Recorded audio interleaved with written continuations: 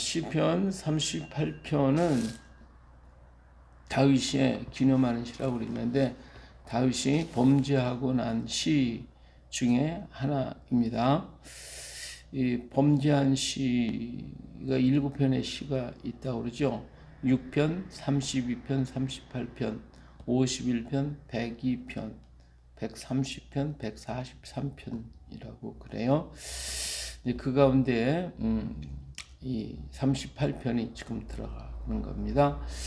자, 다윗의 그 범죄하고 나서 그 시인데 여기 보면 여호와여 주의 노하심으로 나를 책망하지 마시고 주의 분노하심으로 나를 징계하지 마소서. 이 이야기는 자기 죄가 드러나고 자기 허물이 드러났을 때 그때 하는 얘기죠.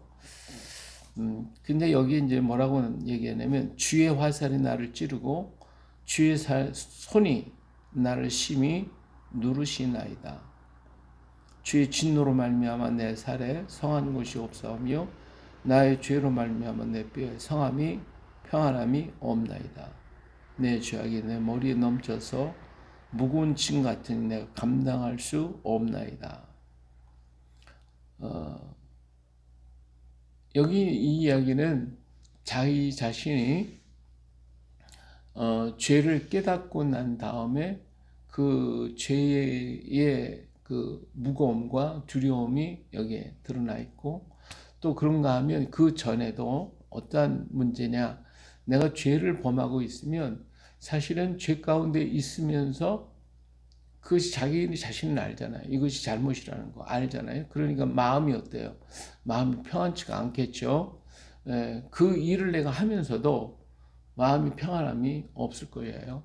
다윗이 바세바를 취했고 그것 때문에 굉장히 마음이 불안해서 이 불안함을 없애기 위해서 우리아를 갖다가 데려오기도 했고 안 되니까 처형을 해버렸단 말이에요.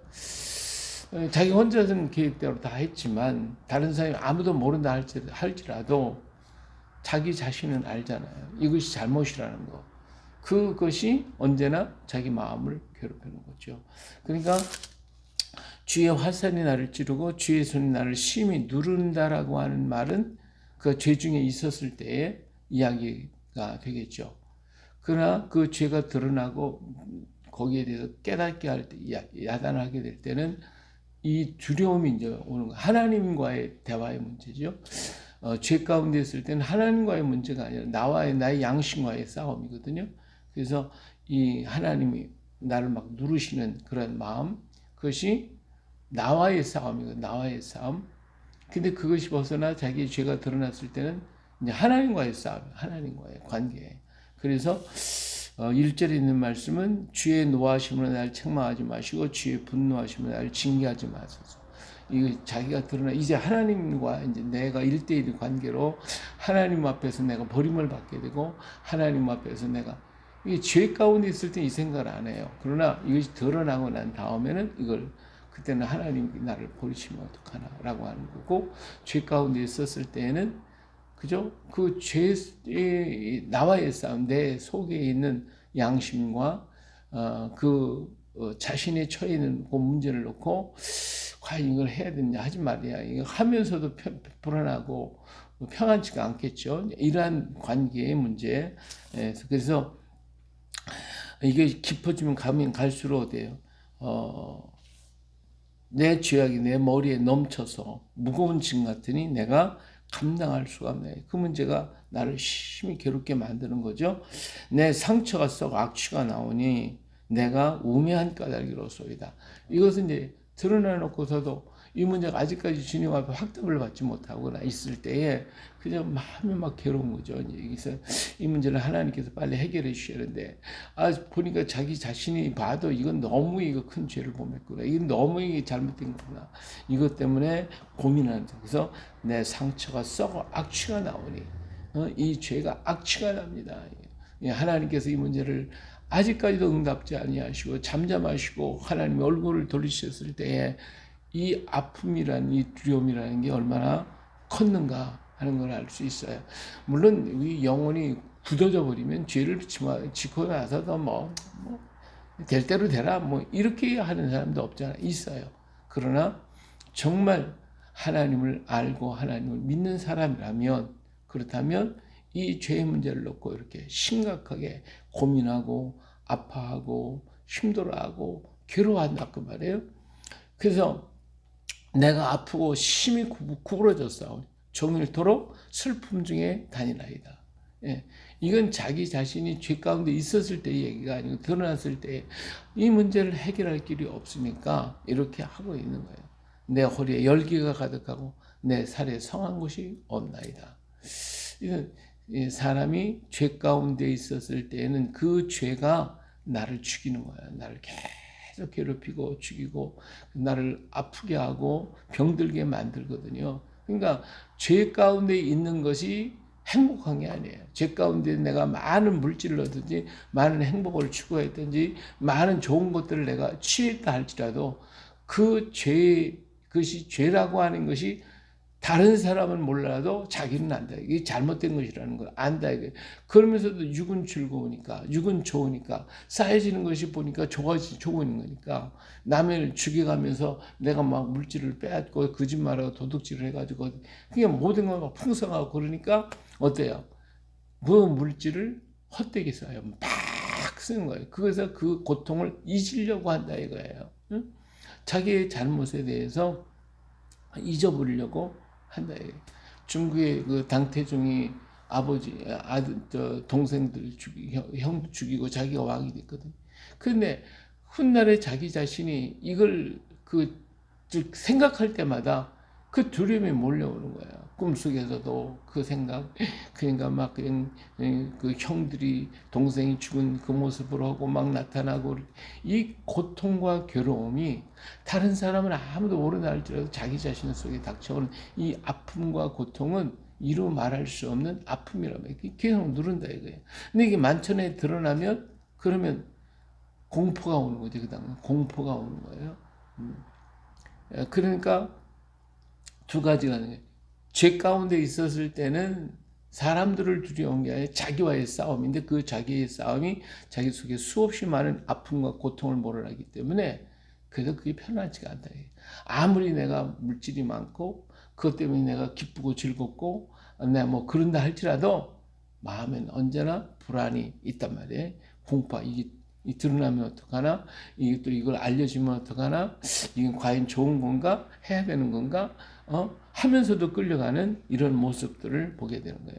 그렇기 때문에 여기 뭐예요? 내가 피곤하고 심히 상하였음에 마음이 불안하고 신음하나이다. 주여 내 모든 소원이 주 앞에 있사오니 나의 탄식이 주 앞에 감추이지 아니하나이다. 계속 탄식합니다. 그러면서도 그 하나님을 믿는다면 그 속에 양심이라는 게 있어서 하나님의 말씀 붙들고 내가 돌아가긴 돌아야 할 텐데 하는 이러한 그 얄팍한 그 기대감이 있단 말이에요. 내 심장이 뛰고 내 기력이 쇠하며 내 눈에 빛도 나를 떠났나이다. 그러니까 즐거움이 아니죠. 기쁘게 하려고 하지만 기쁨이 되질 않는다 이거예요. 그러니까 마셔라, 부어라, 마셔라 그러면서 자기 자신을 잊어버리고 그 고통에서 벗어나기 위해서 그냥 별짓을 다 하는 거죠. 그러니까 물질이 많으면 무슨 소용이냐고. 그 물질이 다 사라지는 것이고. 그리고 기쁘게 하기 위해서 먹는 술 마시고 마약을 먹고 별짓을 다 하면 그것이 나를 몸을 죽이고 마음을 죽이고 영혼을 죽이게 만든단 말이야. 자꾸 죽인다 이게. 내가 사랑하는 자와 내 친구들이 내 상처를 멀리하고 내 친척들도 멀리 섰나이다. 그런데 나만 아는 줄 알았더니 나도 모르게 내 주변의 사람들이 알게 되고 그것 때문에 쉬쉬하고 뒤에서 자꾸 얘기를 하게 되는 거예요. 그렇게 되니까 그 사람을 어때요? 경계하게 되는 거예요. 멀리하나이다.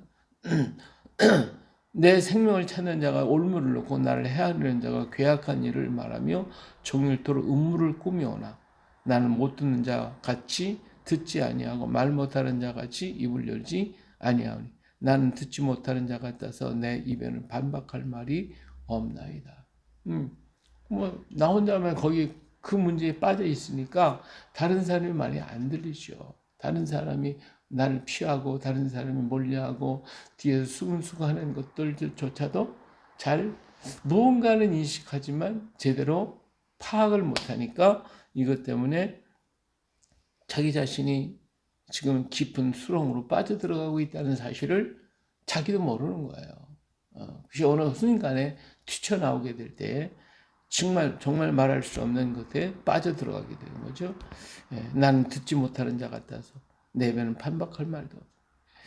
자, 여호와여 내가 주를 바라사오니 내 주 하나님이여 내게 응답하시리이다. 자, 여기에서 나단 선지자의 책망을 듣고 자기의 죄가 다 드러나고 그랬을 때에 그는 하나님 앞에서 1절의 말씀은 주여 여호와여 주의 노하심으로 나를 책망하지 마시고 주의 분노하심으로 나를 징계하지 마소서. 이제는 자기의 죄가 다 드러나고 하나님 앞에 알려졌기 때문에 물론 하나님은 먼저부터 알지만 다 드러나고 난다면 이 문제 어떻게 할 것인가. 그래서 하나님 앞에 지금 엎드리는 거예요. 엎드려서 감당할 수가 없는 거죠. 내가 말하기를 두렵건대 그들이 나 때문에 기뻐하며 내가 실족할 때에 나를 향하여 스스로 교만할까 하나이다. 이제 이러한 그 하나님을 믿었다고 하는 사람들이 이런 죄 가운데 빠져서 그것이 대열 드러나고 만천에 드러났을 때 뭐 도저히 들 수가 없는 거죠. 그리고 세상 사람들이 얼마나 조롱하고 멸시하고 할 때 감당할 수가 없게 되는 거예요. 내가 넘어지게 되었고 나의 근심이 항상 내 앞에 있어 내 죄악을 아리고 내 죄를 슬퍼함이니이다.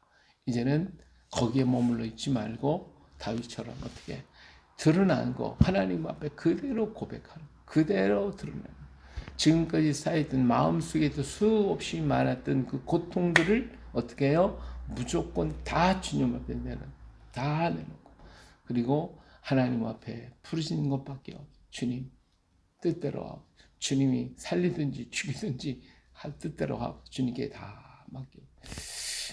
내 죄악을 아리고 내 죄를 슬퍼합니다. 정말 하나님 앞에 죄를 하고 그 죄를 슬퍼하는 그런 마음.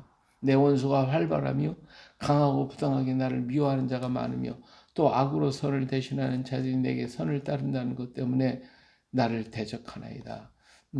그러면서 사람들은 그러면서도 욕을 하는 거죠. 그런 모든 것이 드러나게 되면 뭐 하나님을 조롱하고 자기를 조롱하고 그렇게 하고 그 죄에 대해서 조롱하고 멸시하고 이런 것들이 계속해서 이루어진다. 이게 끊임없이 이루어진다. 그러나 오늘 거기에 우리가 빠져 있으면 벗어날 수가 없단 말이에요. 그런 세상 사람들의 모든 것들의 주변의 사람들의 그 이야기 이런 그들을 날 공격하는 그런 것들 거기에 빠져 있으면 그런 세상에서 존재할 수가 없는 거예요. 근데 그것이 아니라 어디만 바라보고 하나님만을 바라보고 하나님의 십자가 앞에 엎드려 부르고 십자가를 붙들게 될 때에 주의 위로하심이 우리에게 찾아오게 된 거예요. 그래서 여호와여 나를 버리지 마소서. 나의 하나님이 나를 멀리하지 마소서. 속히 나를 도우소서. 나의 구원이시오. 여기에서 구원할 자는 오직 하나님밖에 없다. 여기서 건져내실 지는 오직 예수님밖에 없다. 예수님의 보혈로 예수님의 피로 내가 씻음 받고 구원받는 길은 오직 주님밖에 없습니다. 모든 것이 드러났다 할지라도 오직 나를 구원하실 이는 주님밖에 없습니다. 그것 때문에 오히려 그것으로 인하여 더욱더 더 크게 사용할 수 있는 길이 얼마든지 주님 안에 있다라고 하는 사실을 기억해야 합니다. 자, 길을 가다가 자동차 사고가 팍 나가지고 온몸이 다 부서져 버렸단 말이에요. 근데 거기에 대해서 이제 병원에 입원하고 막 치료를 받고 이제 죽었다 살았다 할 때 사람들이요 별 얘기를 다 하는 거예요. 그 사람이 뭐 어째서 그랬고 잘 됐다 뭐 그냥 그 쌤통이다 막 별소리를 다 한다 이거예요. 그런데 그러한 죽을 고비에서 내가 하나님의 은혜로 내가 살아나서 정말 멀쩡하게 살아서 돌아다니게 됐다 그럴 때 사람들은 나를 비난하고 욕했던 수많은 사람들이 오히려 나를 바라보면서 야, 정말로 하나님은 살아계시구나. 하나님이 저런 사람을 변화시켰구나. 저렇게 하나님이 저를 구원해 주셨구나 하는 것을 보고 놀라는 거예요. 놀래고 그리고 깨닫고 더욱더 하나님을 찬양하고 주께 돌아오는 거예요. 우리 인생 삶이라는 게 그런 거예요. 우리가 허물이 많고 죄가 많고 잘못이 많다 할지라도 하나님의 은혜 안에서 건짐받고 변화되고 새로워졌을 때에 사람들은 저를 보니까 나도 믿어야 되겠구나. 일생에 죄 없는 자가 어디 있고 감추인 죄가 없는 자가 어디 있겠어요. 그것이 드러날까 봐 두려워하고 벌벌 떠는 그런 경우가 얼마나 많냐 이거예요. 그러나 그런 것들이 드러나서 보여지고 나타났을 때 사람들은 다 손가락질을 하더라도 그러나 그가 변화되고 새로운 삶을 새로운 길을 걸어가는 그 모습을 볼 때에 정말 하나님은 위대하시구나. 하나님 때문에 저가 살았구나. 하나님이 저를 인도해 가고 계시는구나 하는 것을 보게 될 거라 그거예요. 우리가 환난을 당하고 심한 어려움을 겪어서 이제는 살소망까지 끊었을지라도 거기에서 다시 하나님을 붙들고 다시 일어나게 되면 그 형편을 알고 있는 모든 사람, 이렇게 저렇게 말을 하고 조롱하고 수없이 많이 했던 그 사람들이 야, 저를 보니까 정말 하나님은 살아계시구나. 하나님 저를 붙들고 계시는구나. 저렇게 저런 속에서 어떻게 저게 일어날 수 있을까? 처음에는 조롱했지만 이제는 그를 보고 위대하게 보게 되는 거거든요. 그렇기 때문에 오늘 우리가 그 현 상황, 사람들이 나를 욕하고 저주하고 뭐 뒤에서 수근수근하는 그것 때문에 낙심하지 말고, 그것 때문에 절망하지 말고, 그것 때문에 포기하지 말고 우리는 끝까지 누구를 주님을 붙들고 있으면 그러면 주님이 거기서 우리를 구원해 주신 기가 막힐 웅덩이에서 우리를 건져 주실 뿐만 아니라 그것 통해서 세상 사람들이 하나님을 알게 되고 그것 때문에 하나님 사람들이 다 나를 존경하고 따르게 된다고 그 말이에요. 그런 빛을 발하라는 것이 주님이 우리에게 요구하시는 거예요. 우리 하나님은요, 정비서와 같으신 정비서. 우리가 고장나고 부셔지고 다 망가졌을지라도 모든 인격, 몸도 마음도 영혼도 부셔지고 망가졌을지라도 정비서이신 우리 주님께 가면 주님께서 싹 고쳐가지고 새 것처럼 샥 만들어가지고 세상에 탁 보내. 야, 저 못 쓸 것 같은데 쓰게 됐네 하면서 아주 새롭게 놀라서 더 추종할 수 있게 되는 거예요. 더 위대하게 될 수 있는 거예요. 그렇기 때문에 절대로 인생은 포기하면 안 돼요. 어떤 것이든지 포기하지 안 돼요.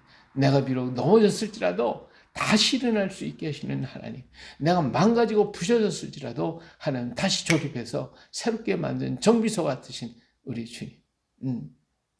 내가 어떤 환난과 어떤 속에 있었을지라도 하나님은 나를 다시 만들어서 쓰시기를 원하시는 하나님이시다 이거예요. 우리는 오뚜기처럼 또 일어나야 돼요. 그리고 또 주님 앞에 가는 거지. 주님을 의지하고 붙들고 가는 거지. 그래서 다시 두 번 다시 난 넘어지지 않겠습니다라고 주님을 꽉 붙들고 가는 거지. 예. 우리 일생 다 가도록 우리는 또 넘어질 수도 있겠지만 그러나 나는 지금 이제 주님 말을 바라보고 가겠습니다. 이런 믿음 가지고 두 번 다시 그 길 가지 않고 난 끝까지 가겠습니다 하고 주님 말을 붙들고 걸어간다면 그러면 하나님은 더 그를 사랑하실 것이고 더 축복하실 것입니다. 왜 다윗이 위대합니까? 자기의 죄를 고백했고 그 죄에서 벗어나 주님을 붙들었기 때문에 그래서 성군이 돼서 정말 위대한 임금이라고 얘기를 하는 것 아닙니까? 그가 그 죄 때문에 자신을 포기했다면 그는 망한 자가 됐고 영원히 조롱거리가 됐지만 거기서 일어났기 때문에 그는 위대한 사람이 된 거예요. 오늘 우리 하나님이 이렇게 나를 위대하게 만들기를 원합니다. 어떤 형편에 있든지 어떤 자리에 있든지 어떤 위치에 있든지 내 몸도 마음도 영혼도 다 망가지고 깨어지고 부셔졌을지라도 주님의 보혈로 나를 다시 만드시고 정비공장 되신 주님이 다 조립하고 새롭게 만들어 그래서 새 사람들이 야, 새로운 세상이 왔구나. 야, 새로운 세계가 열렸구나. 그래서 오늘 우리는 주님과 동행할 수가 있게 되니 오늘도 하나님 감사합니다. 하나님 의지하고 주님을 의지하고 주님과 동행하여 세상을 이기고 죄를 이기고 악의 원세를 이기고 승리하는 오늘 또 우리 되시기를 예수님의 이름으로 축복합니다. 할렐루야.